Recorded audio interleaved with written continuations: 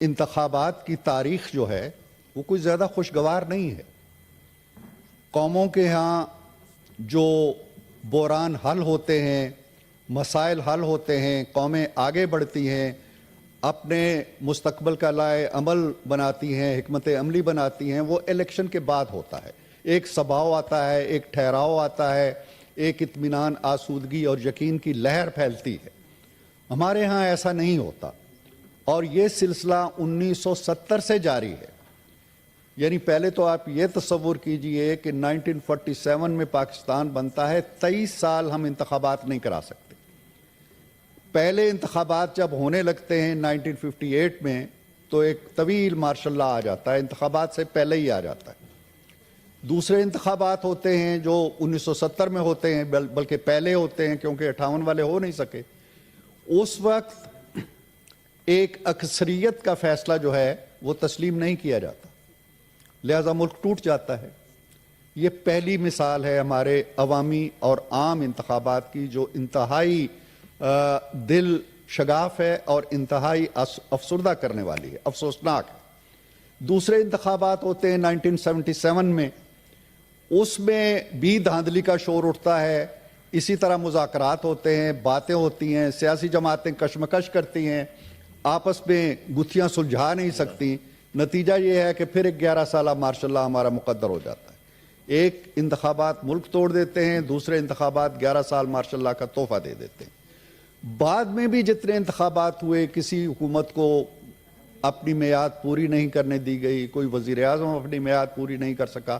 So I agree with my colleagues کہ ہمارے ہاں انتخابات کی تاریخ کوئی زیادہ دل افزا نہیں ہے، خوشگوار نہیں ہے، افسوسناک ہے، اور یہ حالیہ انتخابات میں بھی یہی ہوتا رہا ہے۔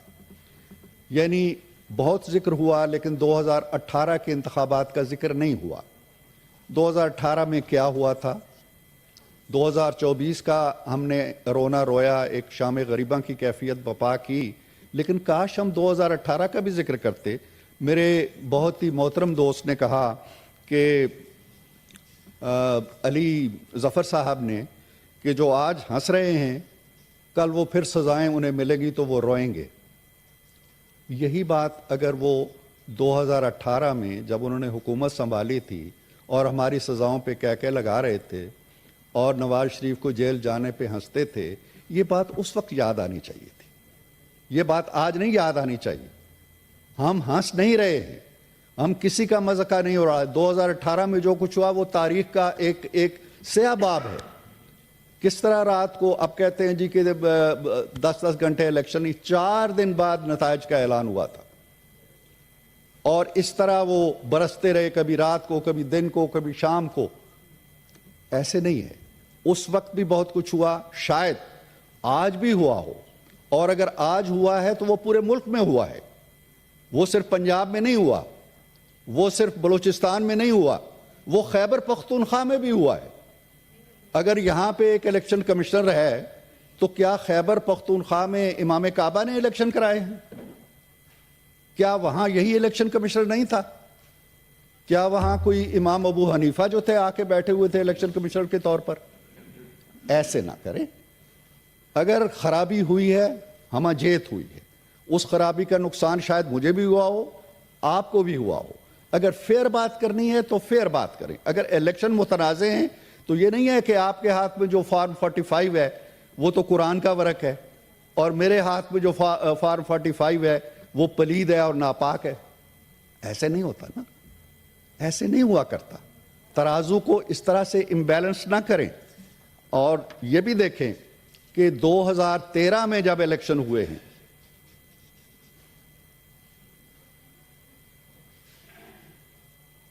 جی آپ جاری رکھیں اس پہ۔ 2013 میں جب الیکشن ہوئے ہیں اور یہاں پہ 4 مہینے کا ایک احتجاجی دھرنا ہوا ہے، اس وقت بھی کہا گیا، اس وقت کا نعرہ کیا تھا؟ 35 پنکچر۔ آج کا نعرہ کیا ہے؟ 45، فارم 45۔ تب کہا گیا کہ افضل خان اٹھے تھے اس وقت، کوئی سابق سیکرٹری تھے، اور انہوں نے کہا تھا جی بڑی دھاندلی ہو گئی۔ آج ایک کمشنر صاحب اٹھائے ہیں۔ یہ توازن دیکھیں اور یہ ریپیٹ ہوتی ہوئی ہسٹری دیکھیں۔ اس وقت یہ الزام تھا کہ اردو بازار میں بیلٹ پیپر چھاپے گئے ہیں، آج یہ ہے کہ لکشمی چوک کے اندر کوئی پریس ہے وہاں چھاپے گئے ہیں. یہ اگر دھاندلی ہوئی ہے، میں یہ عرض کر رہا ہوں، تو یہ ہر کہیں ہوئی ہوگی. آپ جو ایک سیلے بے پناہ کی طرح پورے خیبر پختونخوا کی پہاڑوں اور وادیوں پہ چھائے ہوئے ہیں، وہ ٹھیک ہے، وہ درست ہے. وہاں کیوں نہیں ہوئی دھاندلی؟ جہاں جہاں آپ جیتے ہیں وہ دھاندلی سے پاک منزہ مصفہ الیکشن ہے. جہاں جہاں آپ کا مخالف جیتا ہے وہ دھاندلی سے جیتا ہے، وہ ووٹ چوری کر کے جیتا ہے، اس کو کسی اور نے جتایا ہے. ایسے نہیں ہو سکتا. ہو سکتا ہے 5 سیٹیں 10 سیٹیں ادھر ادھر ہوئی ہوں، میں یہ نہیں کہتا ہوں، ہمارے ہر انتخابات کے اندر ایسا ہوتا رہتا ہے، لیکن یہ نہیں ہوتا. اور پھر 2018 میں نواز شریف کہاں تھا؟ آج عمران خان صاحب جیل میں ہیں، تو نواز شریف کہاں تھا؟ وہ بھی جیل میں تھا، اسے بھی سزائیں ہو چکی تھی، اسے بھی الیکشن میں نہیں آنے دیا گیا، اس کی بیٹی کو بھی جیل میں ڈال دیا گیا، کہا گیا کہ 2 سال کی محنت ضائع ہو جائے گی اگر یہ باہر آئے اور الیکشن لڑے. یہ باتیں ہم بھول گئے ہیں. اس وقت سب ٹھیک تھا، جائز تھا، کوئی احتجاج کی آواز نہیں اٹھتی تھی. جو اس وقت غلط تھا وہ آج بھی غلط ہے. اس وقت ہمیں الیکشن میں حصہ نہیں لینے دیا گیا اور ہمارا جرم یہ تھا کہ ہم نے بیٹے سے تنخواہ نہیں لی تھی. آپ کے جرائم کی فہرست تو ذرا مختلف ہے. اور یہ بھی دیکھیں کہ آپ کے ہاں تو سزائیں ہو رہی ہیں نچلی سطح کی عدالتوں سے، آپ وہاں سے جاتے ہیں ہائی کورٹ میں، ہائی کورٹ سے جاتے ہیں سپریم کورٹ میں. ہمیں تو سزائیں سپریم کورٹ دیتی تھی، وہیں سے شروع ہوتی تھی وہیں ختم ہو جاتی تھی، نہ کوئی اپیل، نہ کوئی وکیل، نہ کوئی دلیل.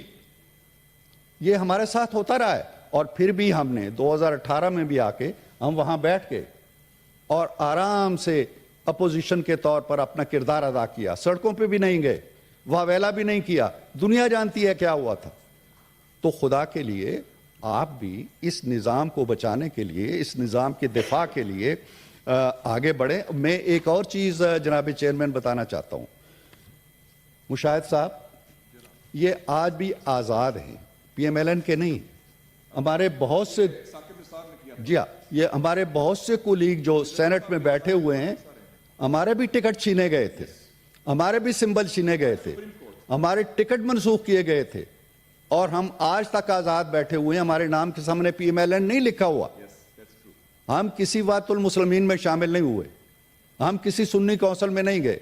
ہم آزاد بیٹھ کے اپنا کام کر رہے ہیں، اپنی بات کہہ رہے ہیں. تو دوسری بات یہ ہے، ایک سروے جو پاکستان کا سب سے معتبر ادارہ ہے، گیلپ، اس کا سروے، اس کا نام تھا political weather report. Gallup Pakistan کی طرف سے جنوری میں شائع ہوا، الیکشن سے 1 مہینہ پہلے. وہ ریکارڈ میں ہے، آپ اخباروں میں دیکھ لیجئے گا اور ان کی ویب سائٹ پہ دیکھ لیجئے گا. وہ یہ کہتا ہے، وہ سروے یہ کہتا ہے کہ پنجاب اور اسلام آباد کو ملا کے پی ٹی آئی جو ہے وہ 34% ووٹ لے گی یا سیٹیں لے گی، اور پی ٹی آئی نے لی ہیں 35%. سروے کے عین مطابق اس نے کہا تھا پی ایم ایل این لے گی 32%، پی ایم ایل این نے لی ہیں 33%، سروے کے بالکل قریب. اس نے کہا تھا پیپلز پارٹی لے گی 6% پنجاب اور اسلام آباد میں، پیپلز پارٹی نے لی ہیں 6%، اتنی ہی لی ہیں. خیبر پختونخوا، وہاں کا پی ٹی آئی کا اس نے سکور دیا تھا 45%، اور الیکشن کمیشن کے جو اعداد و شمار آئے ہیں 44%، اس کے بالکل قریب. جے یو آئی کو اس نے کہا تھا جی کہ 15% لے گی، جنوری میں اس نے 15% ہی لیے. پی ایم ایل این کے بارے میں اس نے کہا تھا 9% لے گی، پی ایم ایل این نے 9% ہی لیے، یس کے پی میں. اور پیپلز پارٹی کا کہا تھا کہ جی 7% لے گی، اس نے 6% لے گی.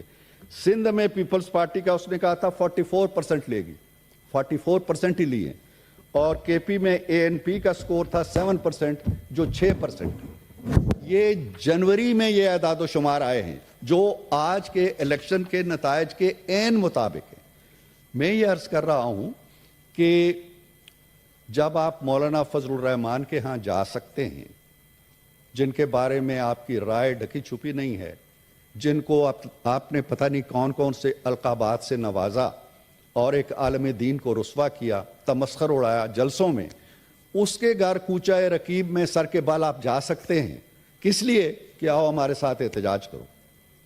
تو آپ ان جماعتوں کے ساتھ کیوں نہیں بیٹھتے؟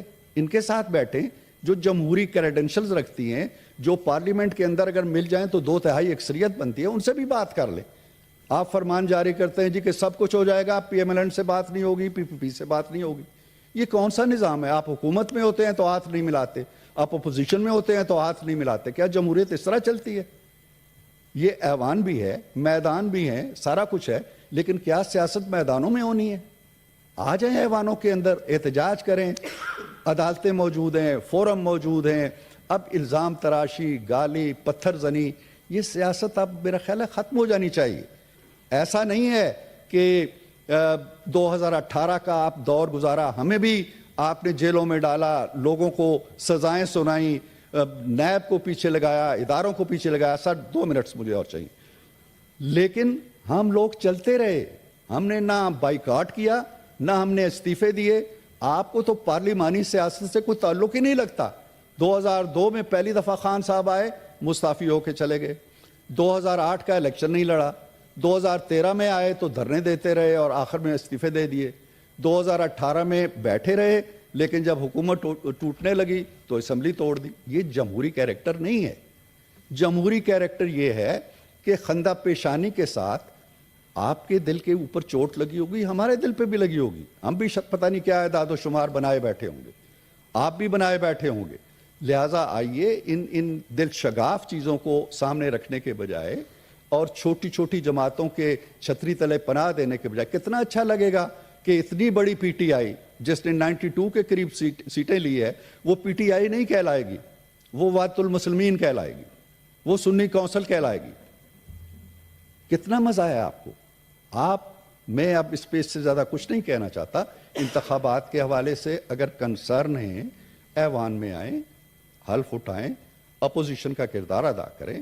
اپوزیشن کا کردار حکومت کے کردار سے کہیں زیادہ عام ہے. جو بھی حکومت بنے گی ایک مخلوط حکومت ہوگی، کسی کے پاس میجارٹی نہیں ہے. پی ایم ایل این نہیں بنا سکتی، پی پی پی نہیں بنا سکتی، آپ نہیں بنا سکتے. لہذا کیا ہوگا؟ 2 جماعتیں ملیں گی اس ایوان کو بچانے کے لیے، جمہوریت کو بچانے کے لیے. اگر نہیں ملے گی تو اسمبلی ٹوٹ جائے گی، اور اس کے بعد آپ یہ کہتے ہیں جی کہ 90 ڈیز میں الیکشن ہو جائیں گے. الیکشن ہوں گے یا کیا ہوگا یہ میں نہیں جانتا. لہذا مل جل کے اس ایوان کو بچائیے، سیاسی استحکام لائیے، اپنی اختلافی آوازیں اٹھائیے، اپوزیشن میں اپنا کردار ادا کیجیے. ایک بڑا اچھا صوبہ ہے خیبر پختونخوا، 15 سال سے 10 سال سے آپ بیٹھے ہیں، 5 سال مزید بیٹھیے، وہاں دودھ اور شہد کی نہریں بہائیے تاکہ لوگ جو ہیں وہ آپ کی طرف مائل ہوں اور بچا کچا پاکستان بھی آپ کے حصے میں آ جائے.